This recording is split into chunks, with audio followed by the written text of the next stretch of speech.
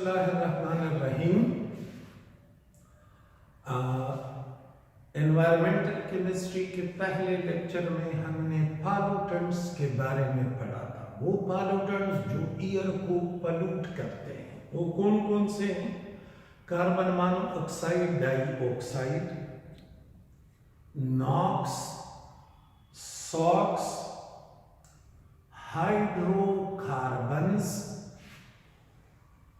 Hydrocarbons को volatile organic compounds भी कहते हैं, VOC, volatile organic compound. Ozone O3 और पार्टिकुलेट मैटर, ये जो सब्सटेंसेस हैं जो हमने प्रीवियस लेक्चर में पढ़े थे, ये जब ईयर में आ जाए तो ईयर पॉल्यूट हो जाएगा। तो अगर ईयर पॉल्यूट हो जाए उससे क्या होगा? What will happen? उसके हॉरेबल नताइज निकलेंगे, खौफनाक नताइज निकलेंगे। कौन कौन से? Consequences of air pollution. Acid rain will occur. Global warming will occur. Global warming का दूसरा नाम है greenhouse effect. Smoke will form. Smoke. What is smoke? तो इसके डिटेल बाद में पढ़ते हैं। स्मोक की दो किस्में हैं, एक को कहते हैं इंडस्ट्रियल स्मोक, दूसरे को कहते हैं फोटोकेमिकल स्मोक। और depletion of ozone layer in stratosphere will occur. Ozone layer में कमी आएगी, ओजोन लेयर की क्वांटिटी में, की थिकनेस में कमी आ जाएगी। तो ये ईयर पोल्यूशन के कंसिक्वेंसेस। अब हर एक को डिटेल से पढ़ते हैं कि एसिड रेन क्या है, किस तरह से होता है। तो हर एक का detail. First one is acid rain. Okay, तो पहला खौफनाक नतीजा ईयर पोल्यूशन का है acid rain. What is acid rain? Rain water whose pH is less than 5.6 is called acid rain. Explanation. Fossil fuel modern जिंदगी में एनर्जी का हुसूल ये एक चैलेंज है। कारखाने चलते हैं, हमें बिजली की जरूरत रहती है, बिजली पैदा करने के लिए भी हमें एनर्जी चाहिए, गाड़ियां चलाने के लिए भी हमें एनर्जी की जरूरत होती है, घरों में भी हमें एनर्जी चाहिए चूल्हा जलाने के लिए। तो मॉडर्न जिंदगी में हम पूरी तरह से डिपेंडेंट हैं फॉसल फ्यूल के इस्तेमाल में। फॉसल फ्यूल का मतलब है कोल, पेट्रोलियम और नेचुरल गैस। तो फॉसल फ्यूल हमारी जिंदगी का एक अहम जुज़ है। इसे हम जलाते हैं in order to get energy. ये हमें एनर्जी तो देते हैं कोल, पेट्रोलियम, नेचुरल गैस, जिससे हम अपने रोजमर्रा के काम काज करते हैं। यानी कारखाने चलाते हैं, गाड़ियां चलाते हैं, घरों में चूल्हा जलाते हैं, लेकिन साथ में इनके कंबस्टन से ये दो गैसेस कार्बन डाइऑक्साइड इससे भी इससे भी और इससे भी। जबकि सल्फर डाइऑक्साइड मेनली वो कारखाने या वो एनर्जी सेक्टर जहां पे कोल को यूज किया जाता हो, वहां से सल्फर डाइऑक्साइड गैस खारिज होती है। और जब भी आग जलेगी, साथ में NO2 गैस जरूर बनेगी, जरूर। ये कैसे? ये एयर में नाइट्रोजन ऑक्सीजन मौजूद है, तो एयर में नाइट्रोजन ऑक्सीजन और आप आग जलाते हो, यानी आप उसी नाइट्रोजन ऑक्सीजन को एनर्जी देते हो, तो वो आपस में मिल जाते हैं, NO2 बना लेते हैं। तो जब भी आग जलेगी ये गैस जरूर बनेगी। ये और ये नॉन मेटल का ऑक्साइड, ये नॉन मेटल का ऑक्साइड, ये नॉन मेटल का ऑक्साइड, ये है एसिडिक। ये एसिडिक ऑक्साइड्स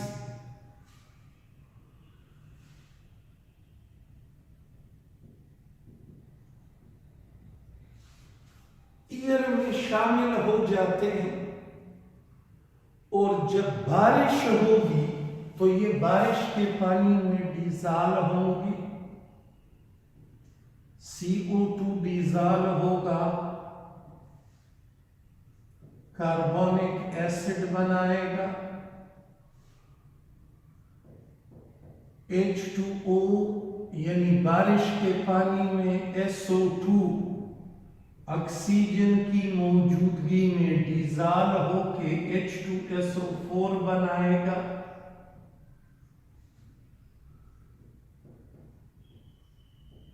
ये नाइट्रोजन डाइऑक्साइड बारिश के पानी में डिसॉल्व होके नाइट्रिक एसिड बनाएगा।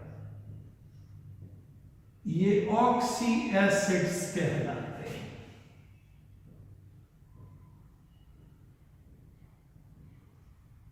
और ये ऑक्सी एसिड्स बारिश के पानी के साथ नीचे आएंगे।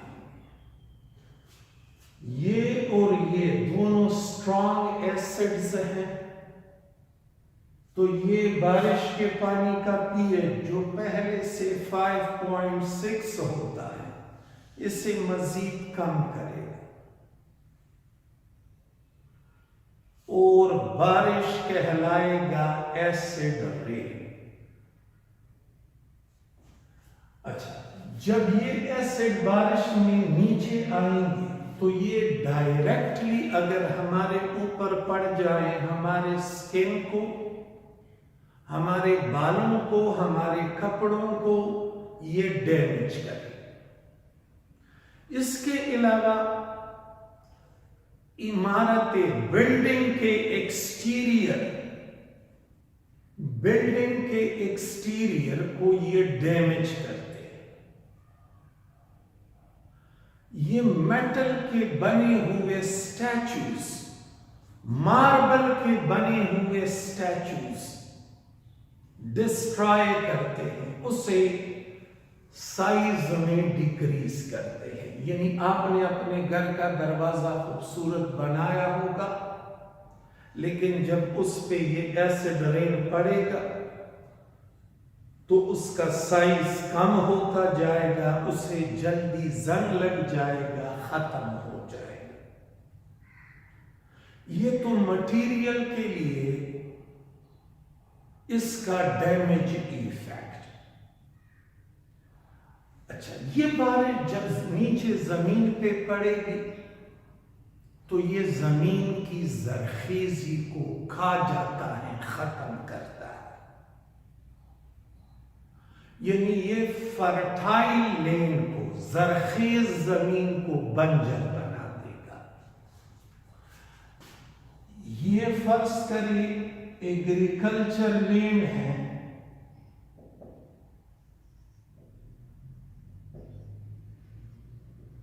और बारिश का पानी जो कि एसिड रेन है ये नीचे आया, तो अब यहाँ पे प्लांट्स की ग्रोथ नहीं होगी, क्रॉप्स फसलें अब उगेगी नहीं। वाई? बिकॉज यहाँ पे जो न्यूट्रिएंट्स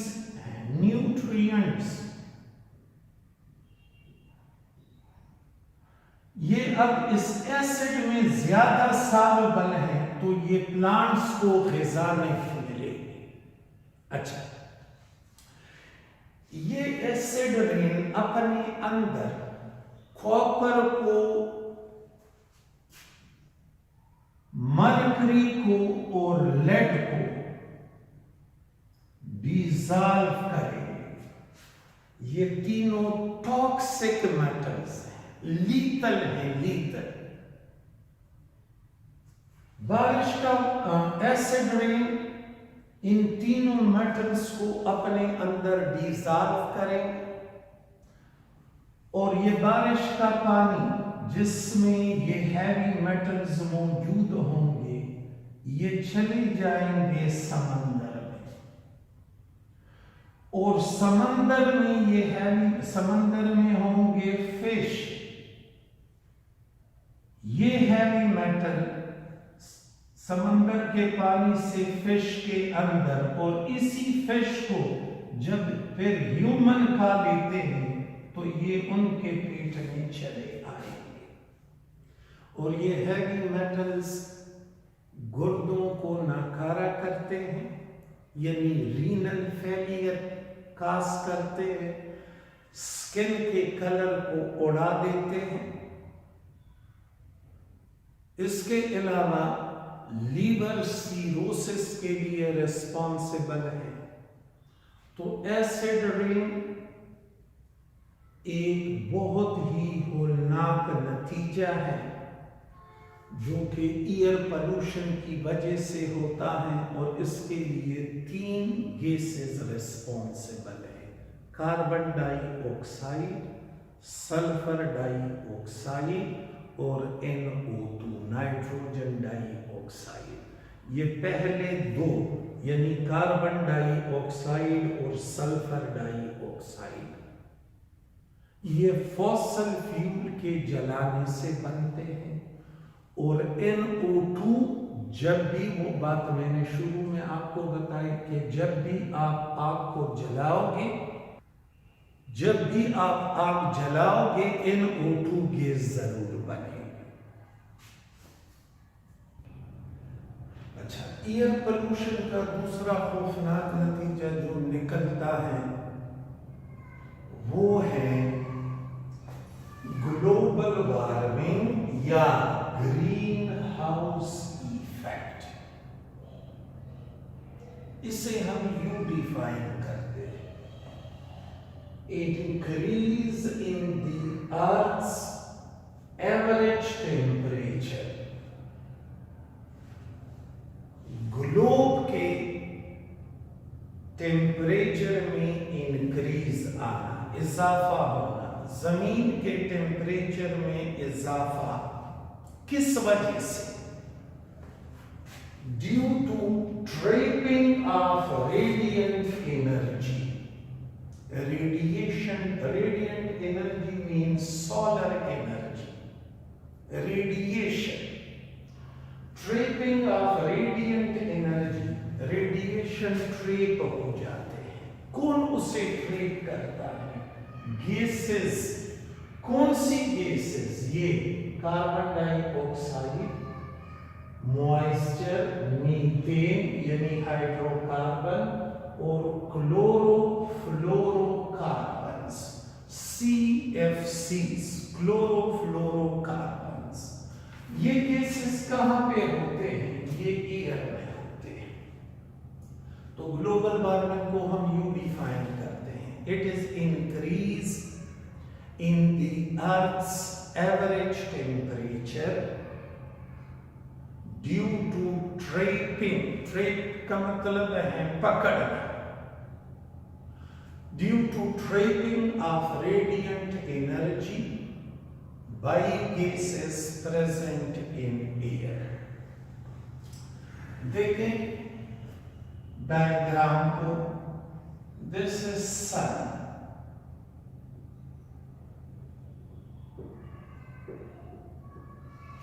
और ये है ग्लोब यानी जमीन।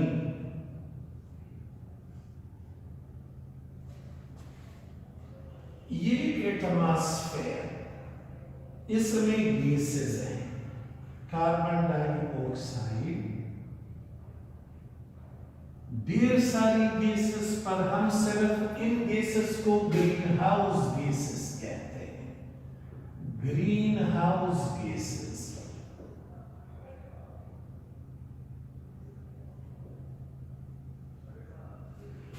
तो इस एयर के अंदर ढेर सारी गैसेस, पर हम जिक्र करेंगे सिर्फ इन गैसेस, CFCs, क्लोरोफ्लोरोकार्बन्स। ओके, दिन के बाद सूरज से रेडिएशंस आते हैं, इन रेडिएशंस की एनर्जी ज्यादा, वेवलेंथ कम, तो ये इन गैसेस से पास हो जाती हैं और ये आके जमीन को हिट करते हैं, जिससे जमीन गर्म हो जाती है। ये अमल किस वक्त होता है? दिन के बाद, जब सूरज अपनी पूरी आबोताब पे, जब सूरज चढ़ा हो, तो ये अमल होता है। शाम को जब सूरज ढल जाए, यहां से रेडिएशन आ नहीं सकते, क्योंकि हम इनसे एक साइड पे हो जाते हैं। ये रेडिएशन दिन के वक्त नीचे आ रहे हैं, इन गैसेस से पास हो रहे हैं। वाई? बिकॉज इनकी एनर्जी ज्यादा है, वेवलेंथ कम है, तो ये इनसे डायरेक्टली पास होते हैं। ये अमल किस वक्त हुआ? एट डे टाइम, दिन के वक्त। अब इसे आप हटाएं, दिन गुजर गया,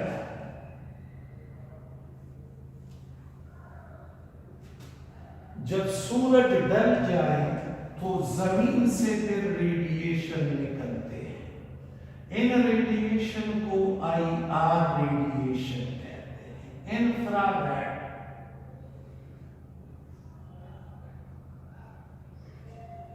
इनका वेवलेंथ होता है ज्यादा, ये कम एनर्जेटिक है। और ये जो गैसेस हैं, ये ग्रीन हाउस गैसेस, इन्हें केमिकली कहते हैं इंफ्रारेड एक्टिव, यानी ये IR रेडिएशन को एब्सॉर्ब करते हैं। अब ये देखिए, ये रेडिएशन जो कम एनर्जेटिक है, जिसका वेवलेंथ ज्यादा है, ये रेडिएशन इन गैसेस से पास नहीं हो सकते। ये गैसेस इन्हें ट्रेड करते हैं, ऊपर जाने से रोक लेते हैं। अब ये रेडिएशन जब ऊपर जाएंगे नहीं, तब तक ये जो जगह है ये ठंडी नहीं होगी। ये रेडिएशन यहीं पे ही रुक जाते हैं। रेडिएशन का मतलब है एनर्जी, तो एनर्जी यहां पे रुक गई। इसका नतीजा क्या निकलेगा? इसका नतीजा निकलेगा इंक्रीज इन टेम्परेचर। इस इंक्रीज इन टेम्परेचर को ग्लोबल वार्मिंग, यानी ये जो ग्लोब है ये गर्म हो रहा है, जो जमीन है ये गर्म हो रही है, या ग्रीन हाउस इफेक्ट कहते हैं। ग्रीन हाउस इफेक्ट के लिए रिस्पॉन्सिबल तो ये चारों हैं, पर इसमें जो मेन कल्प्रिट है, जो मेन जिम्मेदार है, असल जिम्मेदार, वो है carbon dioxide. Green house effect में इसका कंट्रीब्यूशन 50% होता है और ये बाकी जो हैं ये माइनर कंट्रीब्यूटर है, माइनर कंट्रीब्यूटर। यानी ये सारे मिलके रिमेनिंग 50%, अकेला कार्बन डाइऑक्साइड 50% रिस्पॉन्सिबल है। अच्छा, ग्लोबल वार्मिंग, कार्बन डाइऑक्साइड की क्वांटिटी मुसलसल एयर में बढ़ रही है क्योंकि हम फ्यूल जला रहे हैं, तो ग्लोब का एवरेज टेम्परेचर मुसलसल बढ़ रहा है। ग्लोबल वार्मिंग से होगा क्या? अगर जमीन की टेम्परेचर यूं मुसलसल बढ़ने लगी तो इससे क्या होगा? अगेन इसके पोलनार, the consequences will be horrible। इससे क्या होगा? इससे ग्लेशियर मेल्ट हो जाएंगे।